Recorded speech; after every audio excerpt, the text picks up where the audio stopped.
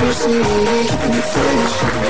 ng ate ko sa Friday na September 30, Tony, at 10. Bumili na po kayo ng ticket. Oo. Sabi ni Japs Jersey, ang pinakamaganda raw na issue, si Chris Chu, binati lang si Alex, hindi yung anniversary. Direct J.B. San Pedro, maraming salamat sa pagbati. Okay, ang baon Wait, ko na... kinabati ko lang si Chris. Ay, wow! Oh! Alam mo, may chika na ako. Feeling ko na utusan mo yung SB natin. Uy, huwag na yung Juicy batiin mo. Birthday talaga ni Alex. Birthday ni Alex. Ako na lang. Ito, mas nakaka-excite actually from Chris Chu. Ito, muling ibalik sa ating one-on-one Ang with tamis. Alex Gonzaga and Kian Ciprian. Panoorin niyo po. P.S. I love you. Ngayon ay kakatapos lang ng StoryCon ng P.S. I Love You at makakasama natin ngayon. Alam mo na. Oy, Kian, halika dito. O, Kian, kamusta ka naman? Okay naman, masaya ako. Naalala ko si Dina Bonnevie. Tapos nakita kita ulit, nagkasama tayo dito, kakakain ko lang. Kian, ano naman ang masasabi mo dahil nakasama ka dito sa P.S. I Love You? Naidawit ka. Galing sa puso ko, masaya ako dahil, alam mo, syempre, binigyan ako ng panibagong blessing. Tapos yun nga, yung mga kasama pa, matitindi na hindi ako makapaniwala, nakalala ko sila sa buhay ko. Tapos may bago naman akong gagawin, kaya masaya lang. Oo, naman ang sagot nito.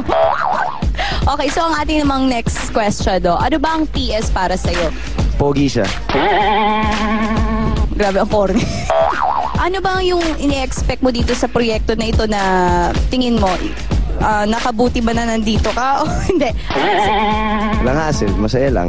So anong role mo dito? Ano raw ako? Rock and roll. So, message mo naman sa lahat ng mga fans mo na nag-aabang sa'yo na makita ka sa soap. Thank you very much. And I appreciate all the love and support. Thank you.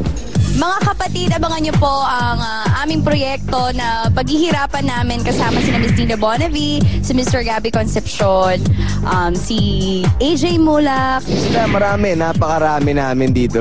Ibang klase. Basta didirekto ni Direk Robert, tsaka ni Direk Elaine.